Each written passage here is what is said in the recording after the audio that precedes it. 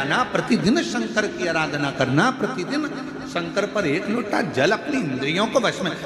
घर के लोग कह रहे हैं अरे आज तो तुम्हारे पास में आज टाइम नहीं है, मत जाना, आज मंदिर मत जाना, मंदिर मत जाना। फिर भी लोटा भर के जल भरी, इतनी देर में सारा घर का काम हो, उतनी देर में बाजू में पहुंच गई, जल चढ़ा के वापिस आ गई।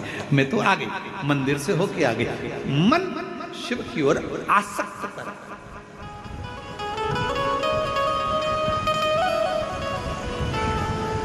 एगो बहन आई है, शायद रायपुर से हैं वो, जी कल बोल रही थी, मिल दर्शन के लिए आई थी जब, कि गुरुजी ये बोलो, ये बताओ कि आप कथा में कह रहे थे कि भगवान शंकर के लिए समय मत बांधना, सुबह 9 बजे बांधोगे तो वो अर्चन डाल देगा, 10 बजे बांधोगे तो अर्चन डाल देगा, 11 बजे डालोगे तो अर्चन डाल देगा। कल वो प्रश्न कर रही थी, शायद है कि गई पता नहीं, तो वो प्रश्न कर रही थी कल। तो मेरा उन बहन से निवेदन है, शंकर भगवान समय नहीं बांधने दे रहे हैं, इसलिए नहीं बांधने दे रहे हैं कि बाप से मिलने का कोई समय नहीं होता। तुम्हारा जब मन पड़ जाए तब अपने बाप से मिलने पहुंच, अपने पिता से।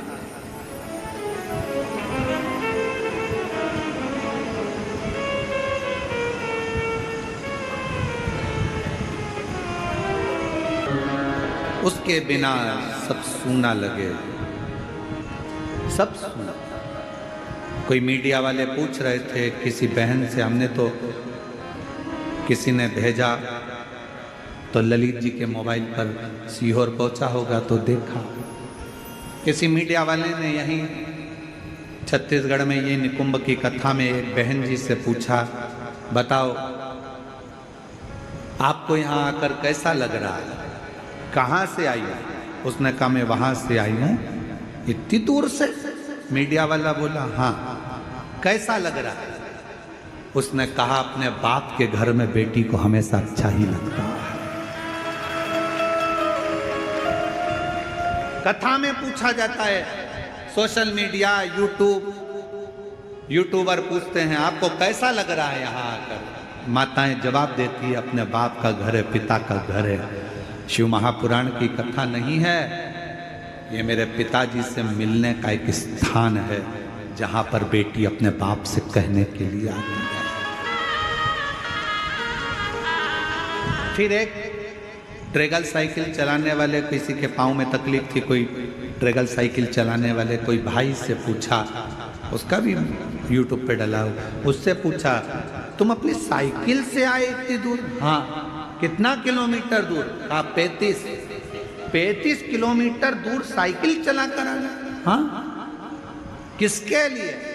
तो वो ट्रेगल साइकिल वाले ने कहा देवादिदेव महादेव के लिए, मन में था इसलिए,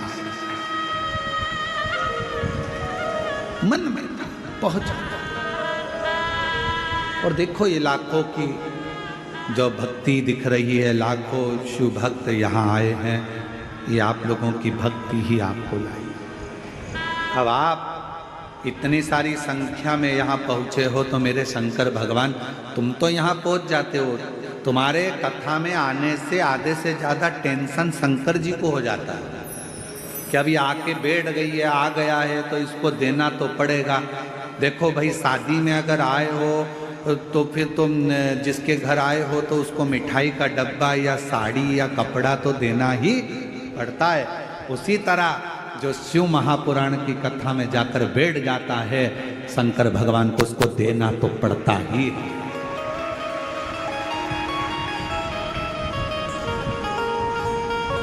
देना पड़ेगा उसको। आपके घर आइए, दामाद आया है, बेटी आई है, भांजा भांजी आए, देव। और खाली न जाता कोई दर से तुम्हारे, खाली न जाता कोई दर से तुम्हारे, मेरी खड़ी हूँ बाहें पसारे, अपने हृदय लगा लो, लगा लो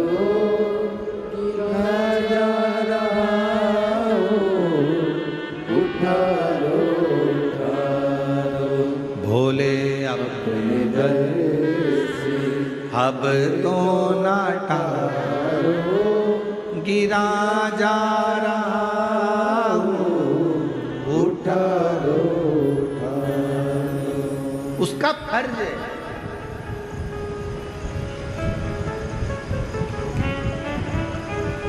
कितना एक संत ने कहा, हमने किसी के मुख से सुना,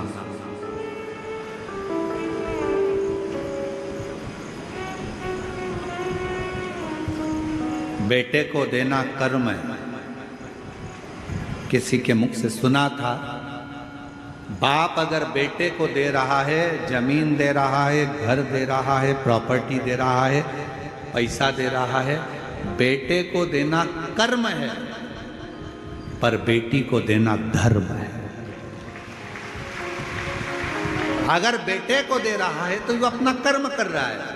जो पिताजी दादाजी कर गए, जमीन अपने को देगा, अपन अपने औलाद को देगा। पर बेटी को अगर कोई बाप दे रहा है तो वो कर्म नहीं कर रहा, वो धर्म कर रहा है। अपनी बेटी को देकर अपने हाथों से पुण्य कर आगे बढ़ रहा है। धर्म। इसलिए शायद मेरे भोले बाबा भी यही क्रम करते हैं। इतनी सारी मेरी जीजियाँ आती हैं ना, बेटियां, तो उनको देकर धर्म उत्पन्न कर लेते हैं। ये देना मेरा धर्म है। आया है, खाली ना चले जाए, इसकी झोली भरना, इसको खुशियां देना, इसको प्रदान करना, आया है।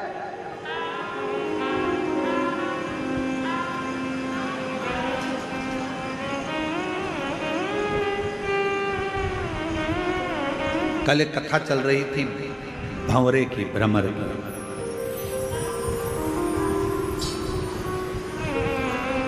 शिवजी ने पार्वती जी से पूछा था कि बचपन में मैंने तुम्हारे पास में मधुमक्खी भेजी थी, भंवरा भेजा था।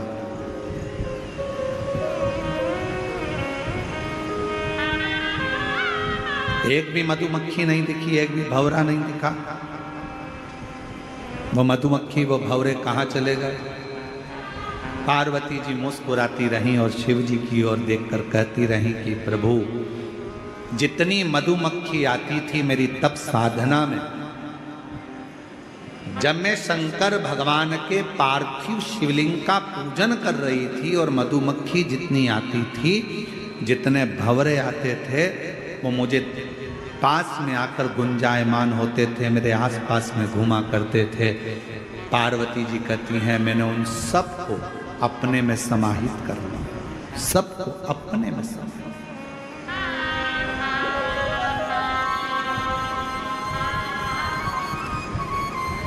सबको अपने में समाया।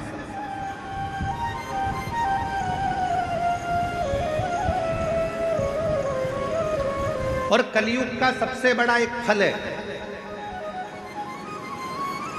जितने शिव भक्त शिव महापुराण की कथा सुन रहे हो, जितने आस्था चैनल पर सुने, फेसबुक यूट्यूब पर सुने, मोबाइल पर सुने, चाहे कथा के पंडाल में सुन रहे हो, चाहे आस्था चैनल पर सुने, सुन लेना, कलयुग का सबसे बड़ा एक फल है, जो ना सतयुग में था, न त्रेता में था, न द्वापर में था।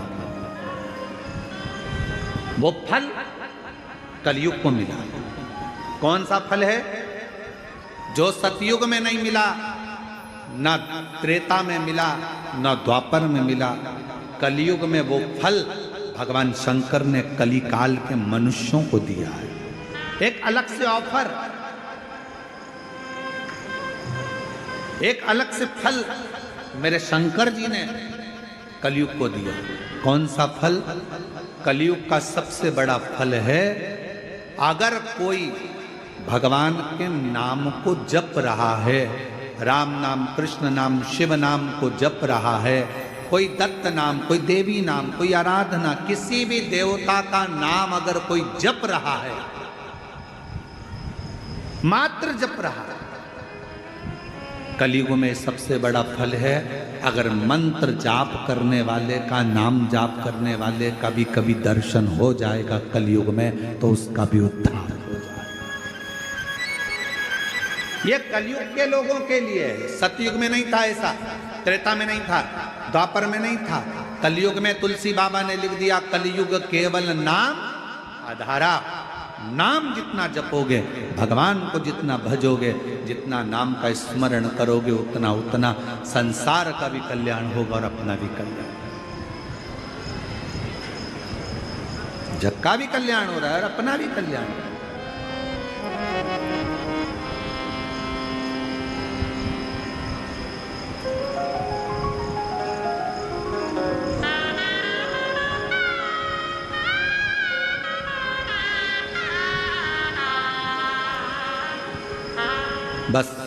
उसमें अपने हृदय को रमाओ। पार्वती, मैंने तुम्हारे पास में भंवरा भेजा। पार्वती, मैंने तुम्हारे पास में मधुमक्खी भेजी। पार्वती, मैंने तुम्हारे पास में अर्चन डालने के लिए बहुत कुछ भेजा, पर समझ में नहीं आया वो गया कहाँ।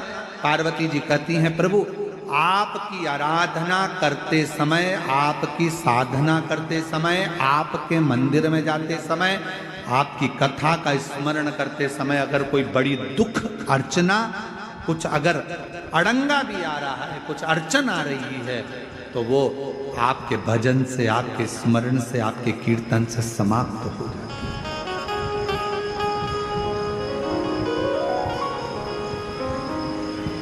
केवल आपके एक मंत्र उच्चारण से समाप्त हो जाता। इसलिए कलिकाल में नाम की बड़ी महत्वता। श्री शिवाय नमस्तुभ्यं, श्री शिवाय। सब बोलो, सब पूरे पंडालों से आवाज आना चाहिए। जो लोग रोड पर बैठे हैं उनकी भी, जो बाहर बैठे हैं उनकी भी, और जो सामने बिल्डिंग पर चढ़े बैठे हैं उनकी भी, और जो गाड़ियों पर चढ़ चढ़ कर बैठे हैं उनकी भी आवाज यहाँ तक पहुँचना चाहिए। सब बोलो, श्री शिवाय नमस्तुभ्यं, श्री शिवाय नमस्तुभ्यं, श्री शिवाय नमस्तुभ्यं, श्री श्री शिवाय नमस्तुभ्यं, श्री शिवाय नमस्तुभ्यं, श्री शिवाय नमस्तुभ्यं, श्री शिवाय नमस्तुभ्यं, श्री शिवाय नमस्तुभ्यं, श्री शिवाय नमस्तुभ्यं। आप उच्चारण करें। कलिकाल में मंत्र, शिव महापुराण तो यहाँ तक कहती है कि शिव कथा सुनकर जाने वाला व्यक्ति जिस रास्ते से निकल कर जाता है, जिस गांव में जाता है, उस गांव में अगर कोई जवानी में, कुंवारे में, अधोगति में, एक्सीडेंट में या कोई बीमारी में कोई मर भी गया होता है, तो मात्र उसके शरीर की छू कर जाने वाली हवा उन जीवों का भी कल्याण कर देती है। इतना शिव महापुराण है।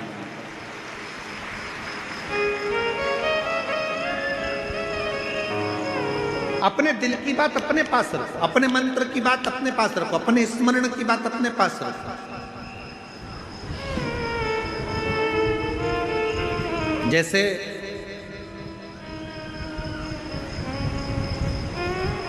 आज के जमाने में साइबर क्राइम ज्यादा हो रहा है।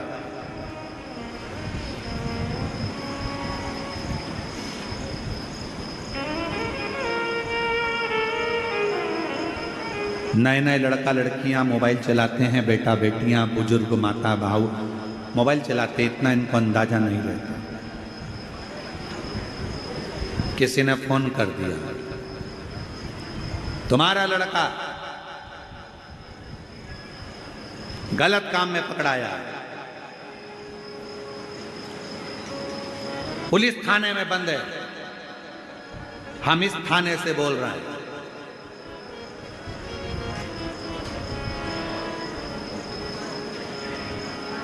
अगर लड़के को छुड़ाना है तो ऐसा करना पड़ेगा। तुम्हारे मोबाइल पर एक ओटीपी आएगा, वो ओटीपी नंबर बताओ, फिर तुम्हारे पास ये पहुंचेगा, ये बताओ। हाथ जोड़कर कह देना, भैया ना तो मैं ओटीपी बताऊंगी और ना नंबर बताऊंगी। वो थाने वालों से निवेदन है कि हमारे गांव के थाने वाले को फोन करें और हमारे गांव के थाने वाले हमसे आकर मिले, तब ओटीपी बताऊंगी, नहीं तो बताऊंगी।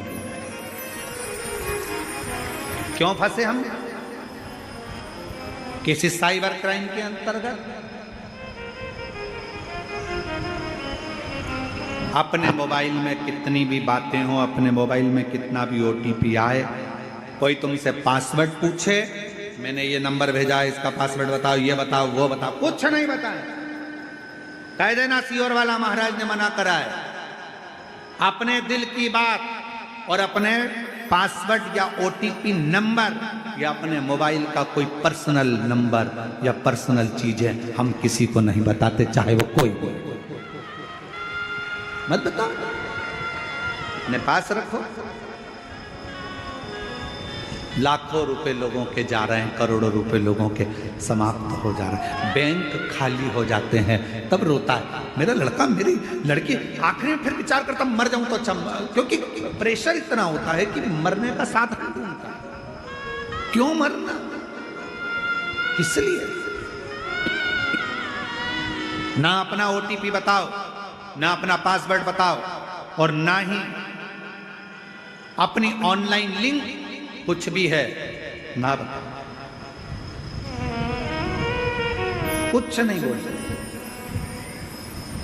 आप तो कह दो हमारे मन की बात और हमारे मोबाइल की बात हम किसी को नहीं कहते। हर किसी व्यक्ति से मोबाइल पर चैटिंग भी मत करो। आज के समय में बहुत चैटिंग का बड़ा लफड़ा हो गया। काय को फालतू की चैटिंग करना, चैटिंग करना है तो बैठा है ना, एक बैठा है। कौन? अरे बोलो तो जमके, देव अधिदेव महादेव। एक बैठा है। आप चैटिंग करना चाहते हो तो हम उसका नंबर दे देते हैं। वैसे पहले देखे गए हैं एक बार, है आप लोगों के पास? अरे बोलो तो जमके, शिव जी का नंबर है ना अपने पास में? तो लिख लो, मोबाइल में लिखो जल्दी से। शंकर जी का एक नंबर है, लिखो। जिसको भी चैटिंग करना है, फ्री रहा करो तो चैटिंग कर लिया करो, जब मन ना लगे तो चैटिंग कर लिया करो।